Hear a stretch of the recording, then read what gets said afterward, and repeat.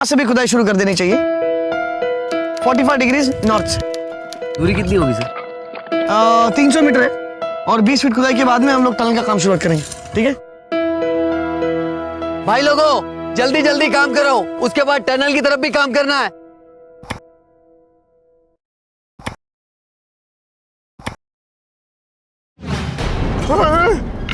अरे ये इसमें में क्या है? अरे बाप रे बाप।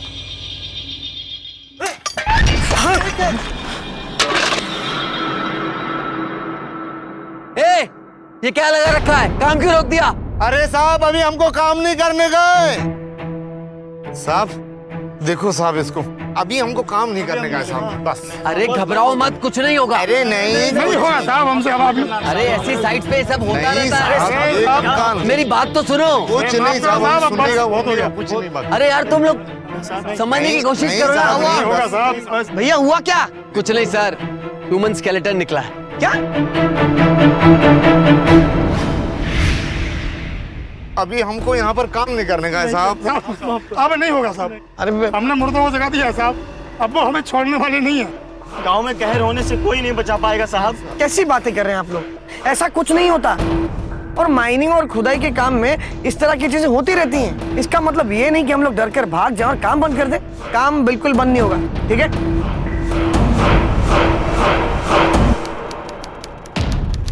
नमस्कार, मैं पूजा गौर सावधान इंडिया में आप सबका स्वागत करती हूँ। झारखंड राज्य के खेड़िया गांव में लोहे की खान मिली थी। सरकार ने खुदाई शुरू ही करवाई थी, लेकिन जमीन में मिले कंकाल देखकर मजदूरों में दहशत फैल गई। हर जगह हर जमीन का अपना अतीत होता है, पर मजदूर इसे अपशगुन मान रहे थे। लेकिन कुछ लोगों के विरोध के बावजूद यहाँ सरकारी इंजीनियर संजय के कहने पर काम जारी रहा। पर क्या यहाँ कच्चा लोहा निकालने का काम इतना आसान था, खासकर तब जब शुरुआत ही दहशत के साथ हुई थी? आज हमारे गांव के लिए बहुत ही शुभ दिन है। हम लोग यहाँ आज आयरन माइन के उद्घाटन के लिए जमा हुए हैं। जैसे इस गांव में आयरन माइन खुल जाएगा, आप लोगों को रोजगार के लिए बाहर जाने की जरूरत नहीं पड़ेगी। और जैसे जैसे लोहे का उत्पादन बढ़ता जाएगा, हमारा गांव दिन ब दिन उन्नति करता रहेगा। अब मैं सरपंच जी से चाहूंगा कि आपके सामने 2 लाइनें कहें। सरपंच, हम इस गांव के सरपंच होने के नाते सभी गांव वालों की तरफ से आपको और सरकार को धन्यवाद करते हैं और भगवान से प्रार्थना करते हैं कि हमारा गांव दिन दूनी रात चौगनी तरक्की करे।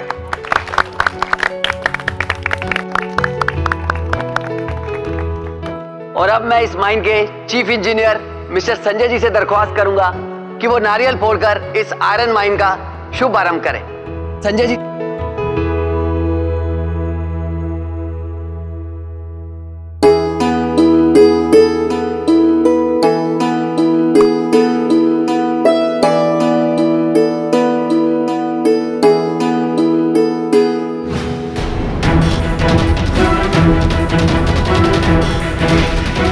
उद्घाटन का नारियल सड़ा हुआ निकला, देखना बहुत बुरा होगा। सोनू की मम्मी, मुझे भी लग रहा है कुछ बुरा होने वाला है। जय बाबू, ये तो कुछ बुरा होने की ओर संकेत है। हाँ सरपंच जी, नारियल के खराब निकलने से भगवान ने हमें संकेत दिया है कि हम जितनी जल्दी हो सके संभल जाएं और इस लोहे की खान को जितनी जल्दी हो सके बंद कर दें, ताकि आने वाली मुसीबतों से छुटकारा मिल सके। वरना आगे चलकर कितनी मुसीबतों का सामना करना पड़ेगा पता नहीं। अरे इतनी सी बात का आप लोगों ने बतंगड़ बना दी। ये अशुभ अशुभ कुछ नहीं होता। और ये तो एक महज इत्तेफाक है कि ये नारियल अंदर से सड़ा हुआ निकला। और जब तक हम लोग नारियल फोड़ेंगे नहीं, हमें पता कैसे चलेगा कि नारियल अंदर से अच्छा है या खराब? देखिए, इन सारी छोटी छोटी बातों से आप घबराइए मत, परेशान मत होइए। मेरा तो ये कहना है कि आइए माइन का गेट खोला जाए और अंदर काम शुरू किया जाए। आइए आइए।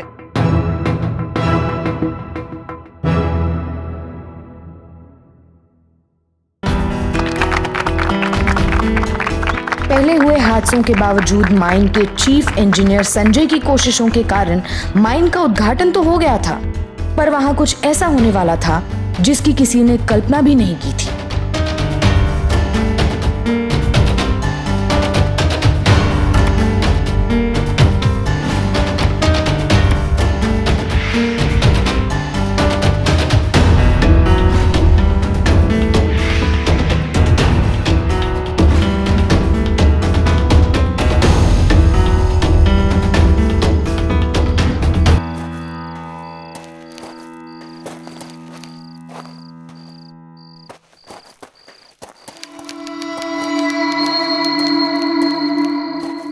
हाँ राम राम।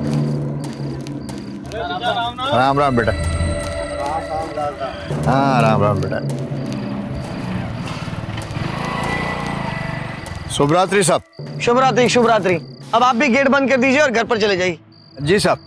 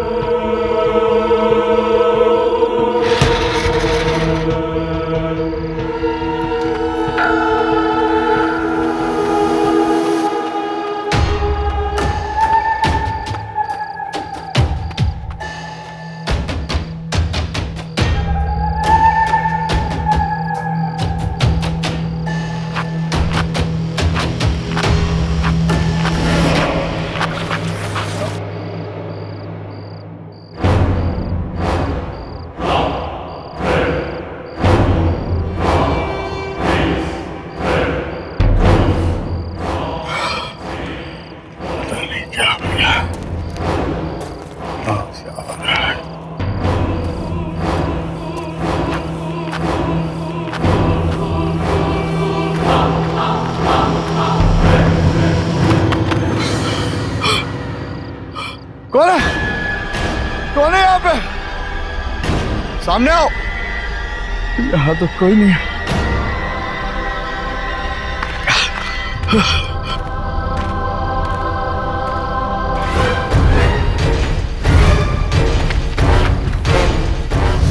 अरे कौन है? कौन है? कोई दिखाई क्यों नहीं दे रहा? कौन है? अरे ये बत्ती क्यों जल रही है? अंदर कोई रह तो नहीं गया?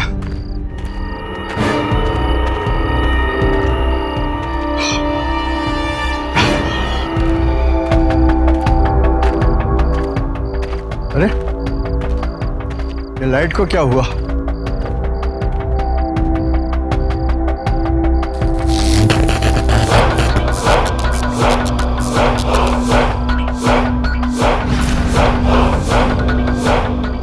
अरे कोई है क्या अंदर? कोई रह गया क्या?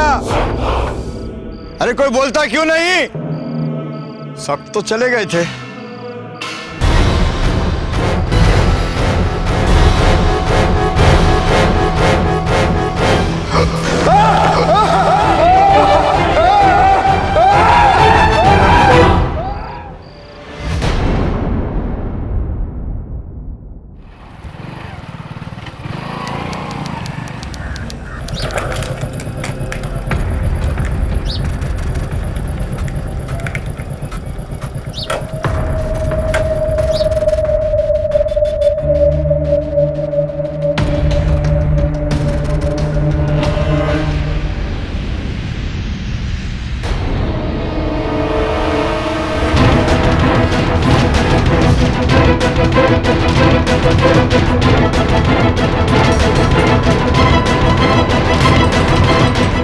नहीं साहब, इनका कोई भी नहीं था।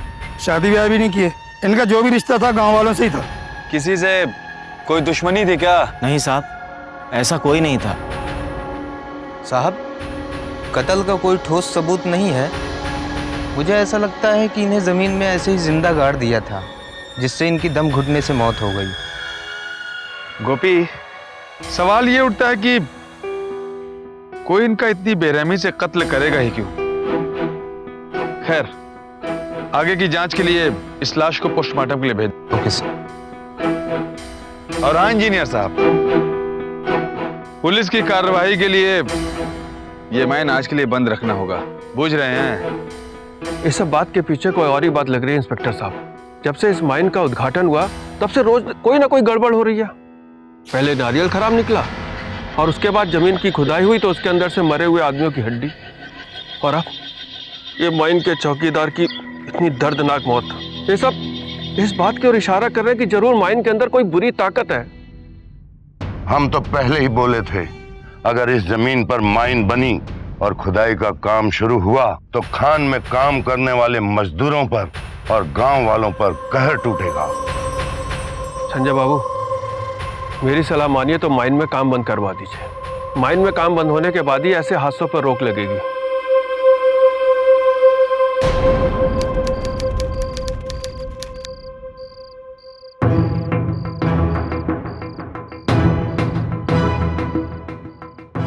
मैं इस माइन का काम बिल्कुल भी बंद नहीं करवाऊंगा। कैसी बकवास बातें हैं ये। भला जमीन में गड़े हुए मुर्दे बाहर निकलकर कभी किसी को मार सकते हैं?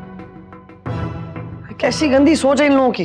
किसी का खून हुआ है और उसकी छानबीन करने के बजाय लोग उन्हें दोषी ठहराएं जो काफी साल पहले मर चुके हैं। और इन सारी चीजों के लिए मैं इस माइन को बंद करा दूं जो इस गांव की तरक्की लाने वाला है, जो गांव को आगे ले जाने वाला है। और किसने? देखो, अब जो कुछ भी कह रहे सब कुछ सही है, लेकिन हम ये भी तो नहीं भूल सकते कि ये हादसा माइन के बाहर और माइन के गार्ड के साथ ही हुआ है। मुझे नहीं पता इन सब के पीछे कौन है। मुझे तो सिर्फ और सिर्फ आपकी फिक्र हो रही है। देखो दीपा, तुम बेकार में चिंता कर रही हो। ऐसा भी तो हो सकता है ना कि उस चौकीदार की किसी के साथ आपसी दुश्मनी रही हो, जिस वजह से उसने उसे। खैर, तुम बिल्कुल फिक्र मत करो। एक बार सच सामने आ जाएगा तो लोगों के मन में जो माइन का डर है वो भी निकल जाएगा।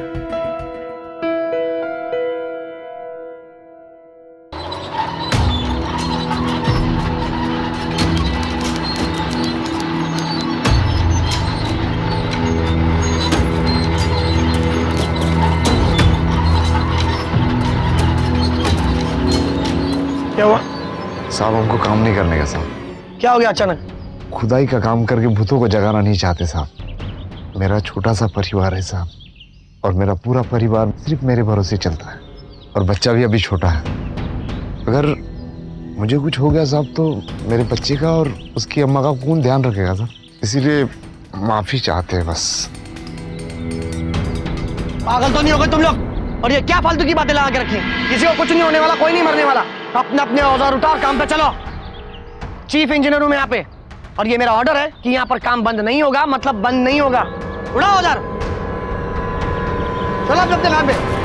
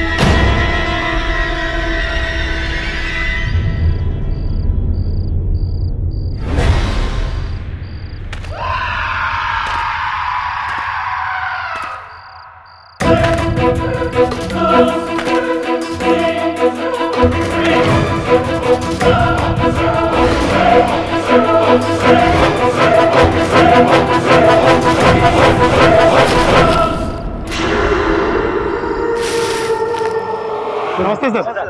नमस्ते नमस्ते। अरे आज लल्लन नहीं आया तुम्हारे साथ? पता नहीं साहब, कल रात से तो हम ही नहीं देखे। अच्छा, शायद कोई काम होगा इसलिए शायद देर से आएगा। ठीक है, तुम लोग अपना काम करो, जैसे ही वो आता है मेरे पास भेज देना उसे। ठीक है सर। ठीक। तो भाई लल्लन को देखा है क्या? यार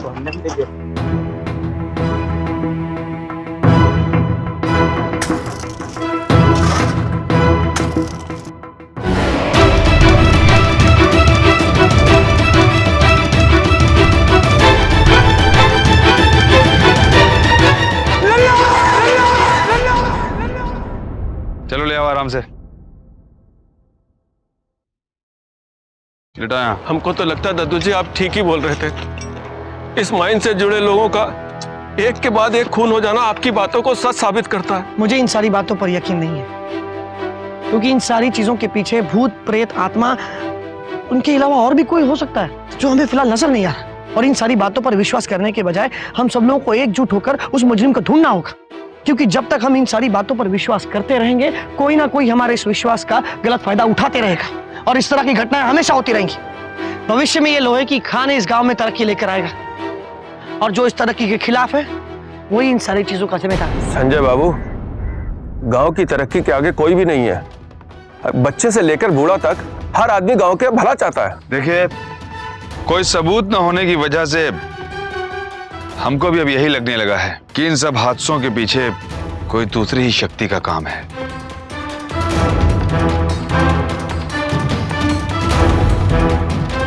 संजय बाबू, गांव वालों की भलाई के लिए और यहां पर और कोई हादसा न हो और इस गांव वालों को और कोई नुकसान न हो, इसलिए इस माइन को बंद करना होगा।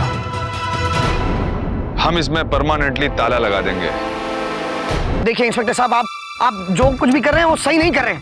आप ये माइन बंद करके गांव वाले और मजदूरों का डर आप और मजबूत कर रहे हैं और बढ़ा रहे हैं। आप खामे खां भावुक हो रहे हैं संजय बाबू। देखिए, हादसे तो इसी गांव के लोगों के साथ हो रहे हैं ना, तो कोई ना कोई तो बात होगी, इसलिए इस माइन का बंद कर देना बहुत जरूरी है। समझ गए? मैं आपकी बात समझ रहा हूँ इंस्पेक्टर साहब। मुझे पूरा यकीन है कि इन सारी चीजों के पीछे जो कोई भी है उसका यही मकसद है कि वो ये माइन बंद करा दे, और हम माइन बंद करके वही कर रहे हैं, उसे और मजबूत कर रहे हैं। हमें ऐसा नहीं करना चाहिए सर। तो आप क्या चाहते हैं? 2-4 लोगों के मरने का इंतजार और करें? संजय बाबू, हम जानते हैं कि आप गांव का भला चाहते हैं, लेकिन इस समय माइन के बंद हो जाने में ही गांव और गांव वालों की भलाई है। ठीक है, बंद कर दीजिए इस माइन को, लगा दीजिए ताले तरक्की के रास्तों पर, लेकिन इन सारी चीजों के पीछे जो कोई भी है उसे मैं ढूंढ के रहूंगा। सरकारी इंजीनियर संजय एक रैशनलिस्ट था, यानी ना तो वो अंधविश्वासी था और ना ही भूत प्रेत जैसी बातों पर यकीन करता था। लेकिन यहाँ जो कुछ भी हो रहा था वो यकीनन नॉर्मल तो नहीं था, कुछ तो था, कोई तो था इन हादसों के पीछे। बहरहाल लोहे की खान शुरू होने के कुछ ही दिनों में बंद हो गई, फाटक पर ताला लग गया, पर संजय आसानी से हार मानने वाला नहीं था, क्योंकि ये उसकी ड्यूटी और अपने यकीन का इम्तिहान था। माइन के बारे में इतना इमोशनल होने के बजाय कुछ अपने बारे में भी सोचो ना। आप अकेले चाहकर भी यहाँ पर ज्यादा बदलाव नहीं ला पाओगे। मैं इमोशनल नहीं हो रहा हूँ दीपा, बल्कि मुझे तो गांव वालों पर दया आ रही है जो जानबूझकर अपने आप से अंधेरे की तरफ भाग रहे हैं। अपने इस डर और अंधविश्वास की वजह से वो लोग ऐसे लोगों को मजबूत कर रहे हैं, ऐसे लोगों की हिम्मत बढ़ा रहे हैं जो भूत और प्रेत के आड़ में सुकून कर रहे हैं। तो आपको क्या लगता है इन सब के पीछे कौन होगा? मुझे तो उस दद्दू पर शक है। ये कहानियां भी उसी की बनाई हुई है, होना हो उसका इस केस में कुछ तो चक्कर जरूर है। लेकिन मेरी एक बात समझ में नहीं आती दीपा, की माइन के बंद होने से किसी को क्या फायदा हो सकता है?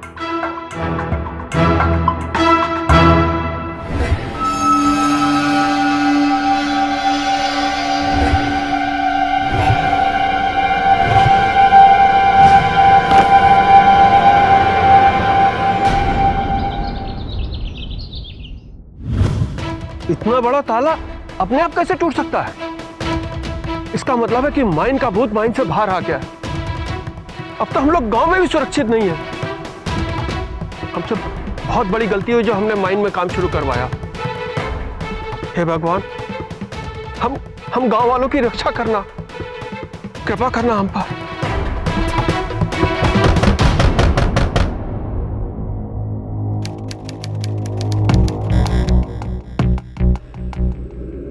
इतने रात में कौन हो सकता है? मैं देखता हूँ।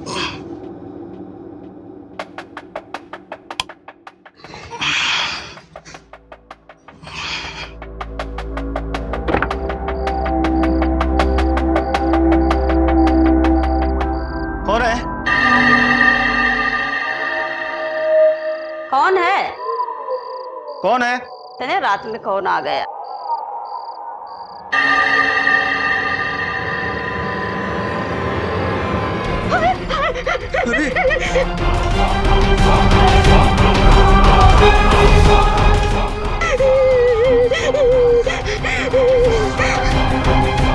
पहले तो जोर जोर से दरवाजा ठकठकाने की आवाज आई, फिर हम दरवाजा खोले तो दूर दूर तक कोई दिखाई नहीं दिया और बाहर मानव कंकाल के टुकड़े पड़े थे। कल रात हमारे घर पे भी अचानक पथराव होने लगा, लेकिन समझ में नहीं आ रहा था कौन कर रहा था। ये सब वो माइन में दफन हुए मुर्दों का ही काम है जो अब माइन से बाहर आ गए हैं। इस मुसीबत से छुटकारा पाने का कोई तो उपाय होगा सरपंच जी। इस मुसीबत से छुटकारा पाने का सिर्फ एक ही तरीका है, अगर हम सब लोग मिलकर एकजुट होकर ये ढूंढने की कोशिश करें कि इन सारे हादसों के पीछे कौन है, जो भूत प्रेत आत्मा नहीं बल्कि एक इंसान है। मुझे पूरा यकीन है कि अगर हम सब मिलकर उसे ढूंढें तो उसे हम जल्द से जल्द ढूंढ लेंगे। ये सब कहकर तुम मुर्दों के अस्तित्व को ललकार रहे हो, ये तुम ठीक नहीं कर रहे हो। ठीक तो आप नहीं कर रहे दादू जी, आप उम्र में बड़े हैं, गांव के लोग आपकी इज्जत करते हैं, आपका सत्कार करते हैं, आपका सम्मान करते हैं, आपकी सारी बातों पर विश्वास करते हैं, और आप गांव के लोगों को मनगढ़ंत कहानियां सुनाकर उन्हें डराते हैं। हम उम्र में बड़े हैं, इसलिए हमारा फर्ज बनता है कि हम हमारे बच्चों को आने वाली मुसीबतों से बचाएं। और हम तुमको भी एक सलाह देना चाहते हैं कि तुम मुर्दों के अस्तित्व को नकार कर ठीक नहीं कर रहे हो। भलाई तो इसी में है कि तुम अपने परिवार को लेकर शहर चले जाओ, वरना कल कोई मुसीबत आई तो हमको दोष देने मत आना।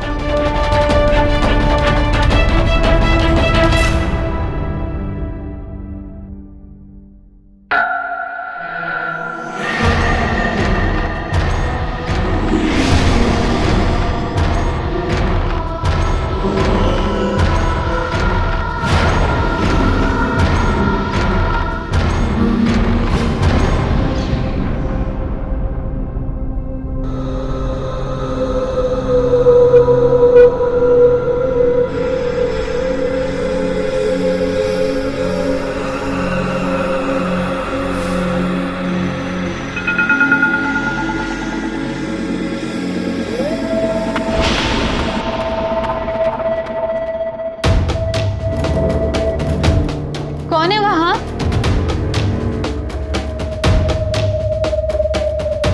कौन है वहां?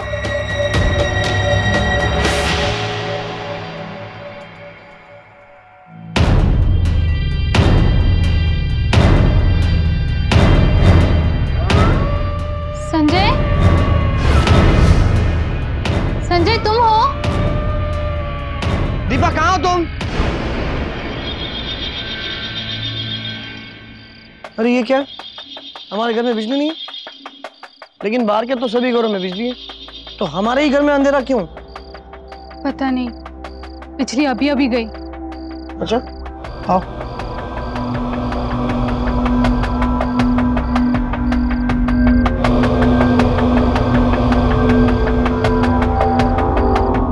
अरे ये क्या, मेन स्विच तो बंद है, लेकिन इसे कौन बंद कर सकता है? लाइट जाने के बाद मुझे ऐसे महसूस हुआ जैसे खिड़की के बाहर से कोई गया, लेकिन मैंने जब देखा तब कोई नहीं था। मुझे ऐसे लगा जैसे घर में मेरे अलावा और भी कोई था। ये जो कोई भी है अब घर तक घुसा है,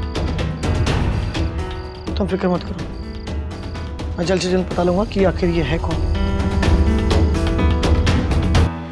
अब तक जो हादसे और अजीबोगरीब घटनाएं गांव में हो रही थी वो अब संजय के घर में होने लगी, यानी खतरा अब उसके परिवार पर भी मंडरा रहा था। तो क्या अगली मौत उसकी पत्नी की होनी थी? जाहिर है कि अब कोई भी खतरे से बाहर नहीं था, खुद संजय भी नहीं, पर असलियत का पर्दाफाश किए बिना वो पीछे हटने को तैयार भी नहीं था। अब ऐसे में आगे क्या होने वाला था? बहुत मजा आ गया।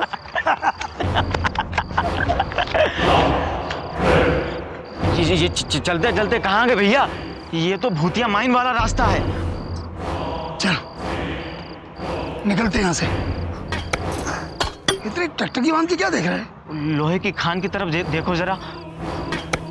माइन में तो काम बंद करा दिया गया था, पर ये लाइट कैसी चल रही है? आओ देखते हैं जरा। अरे रुकना। हाँ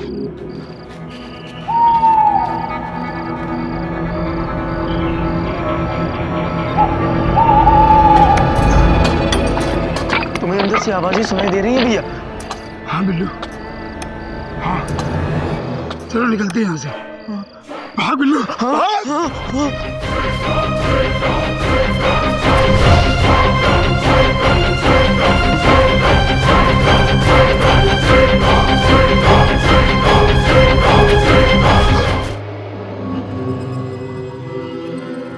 संजय बाबू, ये सब कुछ भी नहीं होता अगर उसी दिन आप काम रुकवा दिए होते जिस दिन खुदाई में मानव कंकाल निकले थे।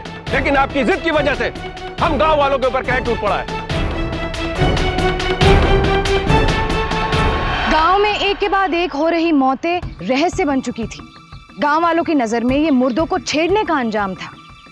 उनका ये मानना था कि ये कहर मरे हुए लोगों की आत्मा के कारण बरसा है, जिसका जिम्मेदार वो सिर्फ संजय को मान रहे थे। तो क्या संजय की जिद की कीमत गांव वालों को चुकानी पड़ रही थी? लेकिन वो तो सिर्फ अपनी ड्यूटी कर रहा था। तो क्या गांव वालों का मानना सही था या संजय की बात सही थी? इन तीनों घटनाओं के पीछे किसी का हाथ जरूर था, पर खान की खुदाई रुकवाकर किसे फायदा हो सकता था? उसकी सोच अपनी जगह थी, लेकिन सच तो ये था कि डर और खतरे ने इस पूरे गांव को बुरी तरह जकड़ रखा था।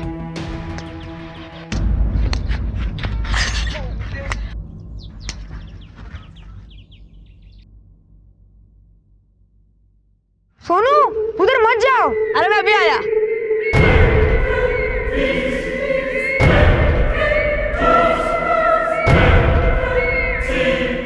सोनू तो भूतिया माइन में चला गया, जाके देखे क्या? नहीं नहीं, चाचा को जाके बोलते हैं। हाँ चल।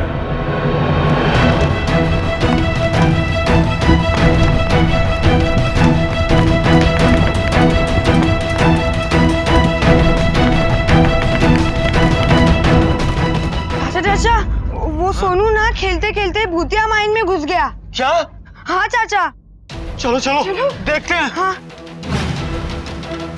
सोनू, सोनू, सोनू, इंजीनियर साहब, मेरा सोनू पता नहीं कहाँ चला गया है। सोनू, आओ आओ इधर देखते हैं।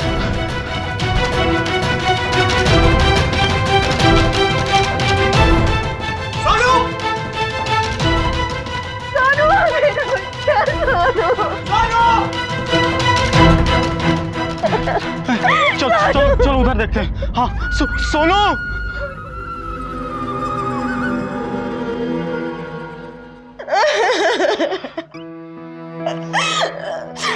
देखिए आप लोग फिक्र मत कीजिए, पुलिस वाले आपके बेटे को ढूंढ रहे हैं। सोनू मिल जाएगा। माइन का भूत खा गया मेरे बच्चे को। नहीं इंजीनियर साहब, जब इतने लोगों को पुलिस बचा नहीं पाए तो मेरे छोटे से सोनू को कैसे बचाएगी? देखिए आप फिक्र मत कीजिए, सोनू मिल जाएगा। सोनू वापस घर आ जाएगा।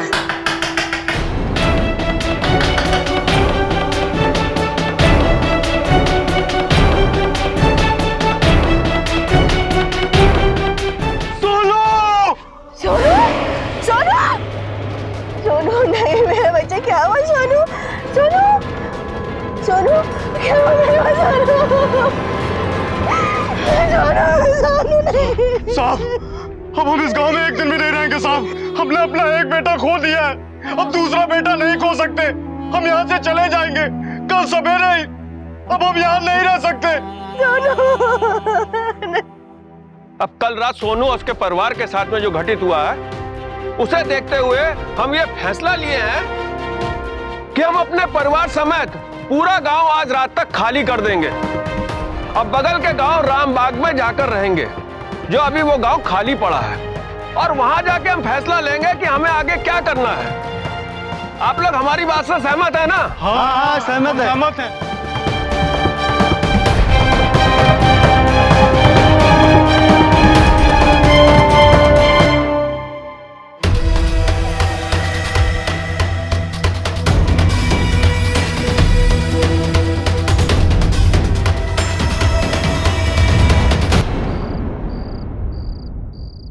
सुनिए, आपका बैग।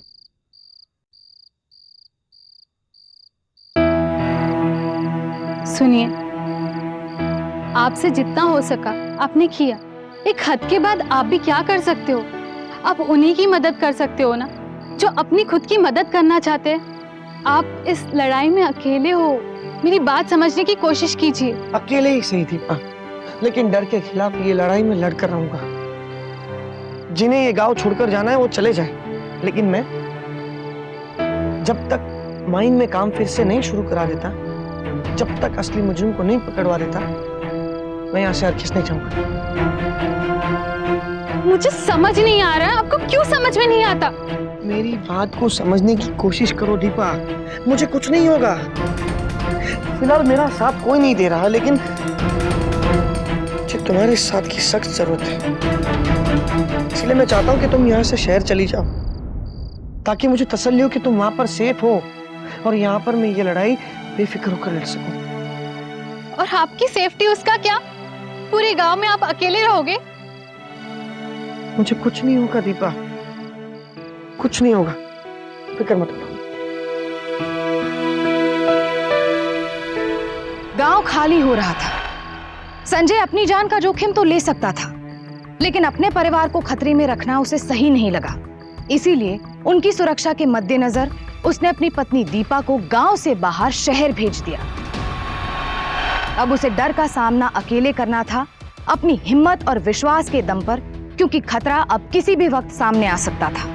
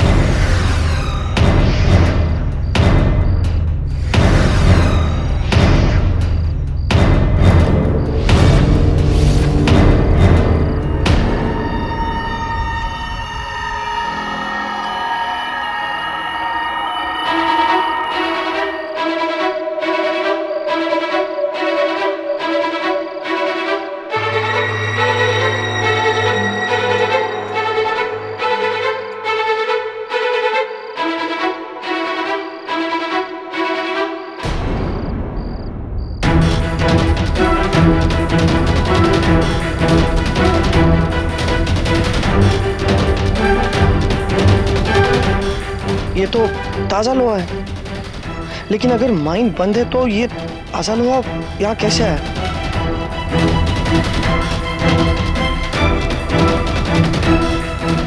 एक मिनट, कहाँ जा रहे हो? साहब से मिलना है। इंस्पेक्टर साहब, मुझे आपको कुछ इन्फॉर्मेशन देनी थी आयरन माइन के बारे में। थाने में जाकर रिपोर्ट लिखवा दीजिएगा, जाइए। लेकिन इतना वक्त नहीं है मेरे पास सर, मुझे आपको कुछ सबूत दिखा देंगे। देखिए, ये देखिए, ये ताजा लोहा है जो मुझे बंद माइन में मिला है। अगर आप इसे गौर से देखेंगे तो साफ साफ पता चलता है कि इसे हाल ही में 1-2 दिन में ही खुदान से निकाला गया है, और ये तभी हो सकता है जब माइन में काम हो रहा हो, और हमें माइन में काम बंद करके तकरीबन 3 हफ्ते हो चुके हैं। तो सोचने वाली बात यह है कि ये लोहा इतना ताजा कैसे? संजय बाबू, माना कि आप जो कह रहे हैं उस बात में दम है और उसकी छानबीन भी होनी चाहिए, लेकिन आपको बुझा रहा है कि बंद किए गए माइन के अंदर चोरी छुपे घुसना कानूनन जुर्म है। मैं जानता हूं इंस्पेक्टर साहब, I am very very sorry, लेकिन मुझे ये सब कुछ करना पड़ा ताकि मैं सच्चाई आपके सामने ला सकूं।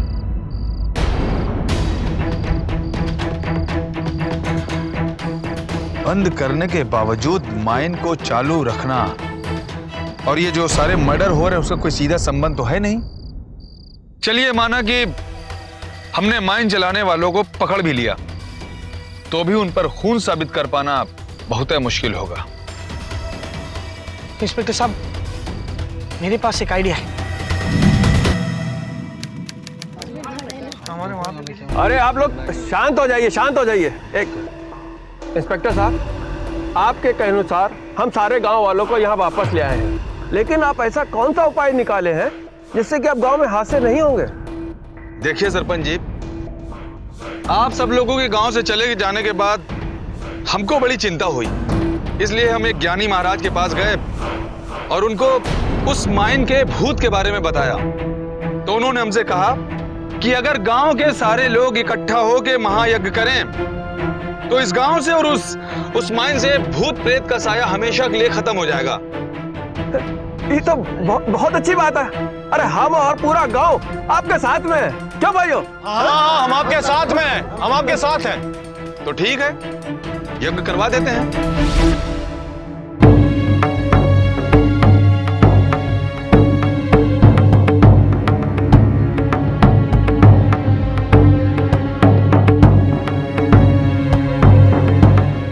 बिरजू कहाँ गया?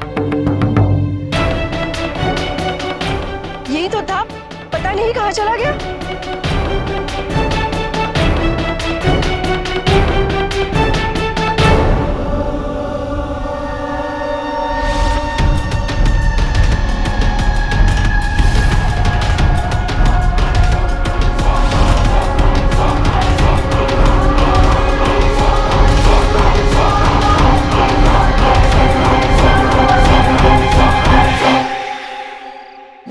आप लोगों पे भरोसा करके हम गांव तो लौट आए, लेकिन जो हमारे पहले लड़के के साथ हुआ आज वही हमारे दूसरे लड़के के साथ हो रहा है। सब लोगों के सामने हमारा बच्चा गायब हो गया और आप पुलिस खड़े खड़े देखते रह गए। चुप रहो, कुछ नहीं होगा तुम्हारे बच्चे को, हम पर भरोसा रखो। चलो।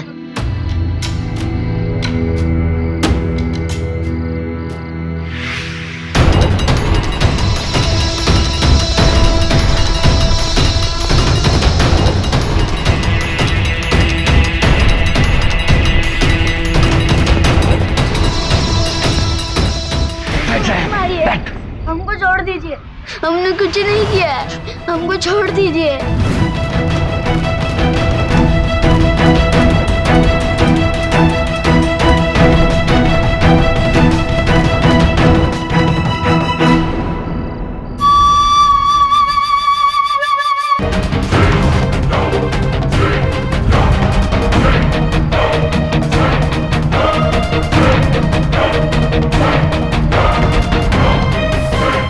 हमको कुछ मत कीजिए अंकल, हमको मत मारिए।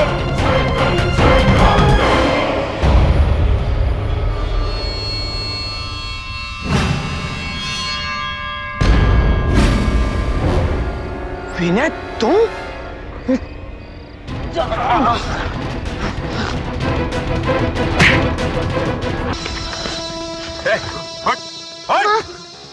चल उठ। माइन के जिस भूत से तुम सब लोग डरा करते थे वो ये विनय है। इसने आप सब लोगों को डराने की कोशिश की, इसने सारे खून किए। ये सारे खून तूने क्यों किए? बोल। बता क्यों किया? पैसों के लिए, अपने शहर से दूर, अपने घर से दूर, इस गांव में रहकर, इस माइन में काम कर कर मुझे बस इतनी ही सैलरी मिलती थी जिससे ना तो मेरा परिवार संतुष्ट था और ना ही मैं। मैंने देखा कि इस गांव के लोग अंधविश्वास और अपशुगन पे कितना यकीन करते हैं, तो भूत प्रेत और आत्माओं पे कितना यकीन करते होंगे। यही देख के मैंने एक ऐसा प्लान बनाया जिसमें सबसे पहले मैंने माइन के आसपास डर पैदा करके माइन को बंद करवा दिया। फिर धीरे धीरे मैंने ये सारा गांव खाली करवा दिया ताकि मैं अपने कुछ लोगों को इस माइन में काम करवा के लोहा बेच सकूं। तुम्हें अंदर से आवाजें सुनाई दे रही हैं भैया? हाँ। जब इस माइन पे कब्जा कर कर लाखों रुपए कमाया जा सकता है तो फिर एक छोटी सी नौकरी करके हजारों रुपए कमाने का क्या फायदा। बस यही प्लान था मेरा। एक बात बता, इतना सब कुछ तूने अकेले कैसे कर लिया रे? हैं? नहीं, अकेले। क्या सरपंच जी, अब सब अपने मुंह से कबूलेंगे या फिर हम कबूलवाएं अपने इस डंडे से? पैसा बनाने का अच्छा मौका दिया बीना जी ने तो मुंह से ना नहीं निकला इस काम को करने के लिए। माइन बंद हो जाने के बाद गांव खाली करना भी जरूरी था और मैं जानता था कि गांव वाले थोड़ा डर पैदा हो जाने के बाद मेरे कहने से गांव खाली कर देंगे, और ऐसा हुआ भी। अंत में तुम दोनों को तो जाना पड़ेगा जेल में ही। लालच और जुर्म इंसान को हमेशा एक ही जगह पहुंचाते हैं, वो है जेल।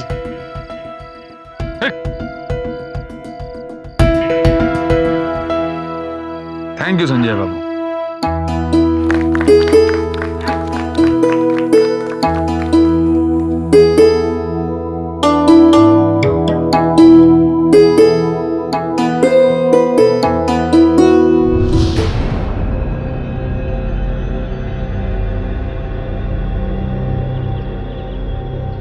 अरे भाई, नारियल अच्छा है या खराब ये तो तोड़ने के बाद ही पता चलेगा ना। इंजीनियर साहब, अब कुछ बुरा नहीं होगा। चलिए गेट खोलिए और काम शुरू करवाइए। आखिरकार अपनी ड्यूटी के पक्के इंजीनियर संजय ने यह साबित कर ही दिया कि इन हादसों के पीछे किसी भूत प्रेत का नहीं बल्कि कुछ इंसानों का लालच था। लेकिन यह लालच भी किसी भूत प्रेत के साये से कम नहीं है। विनय और सरपंच को आईपीसी की धारा 307, 302 और 299 के तहत सरकारी माइन के गैरकानूनी इस्तेमाल और खून करने के जुर्म में उम्र कैद की सजा सुनाई गई। अंधविश्वास कहने को तो बहुत छोटी सी बात लगती है, लेकिन इससे कई एंटी सोशल एलिमेंट्स के फायदे जुड़े होते हैं। और इसीलिए जब भी कोई अंधविश्वास का सामना करने के लिए खड़ा हो जाता है तो अपराधी खूनी खेल खेलने से भी पीछे नहीं हटते। देश में कई रैशनलिस्ट सोसाइटीज हैं जो तमाम खतरों को झेलते हुए अंधविश्वास के खिलाफ संघर्ष कर रही हैं। लेकिन हमें खुद भी सावधान रहना जरूरी है, क्योंकि अंधविश्वास एक ऐसा दुश्मन है जो हमेशा आपका शुभ चिंतक बनकर आता है। तो सावधान रहिए अपने अंदर छिपे अंधविश्वास के दुश्मन से, ताकि कोई और आपके डर का फायदा ना उठा सके। फिर होगी आपसे मुलाकात ऐसी ही एक और सच्ची घटना के साथ। तब तक सावधान इंडिया, इंडिया फाइट्स बैक।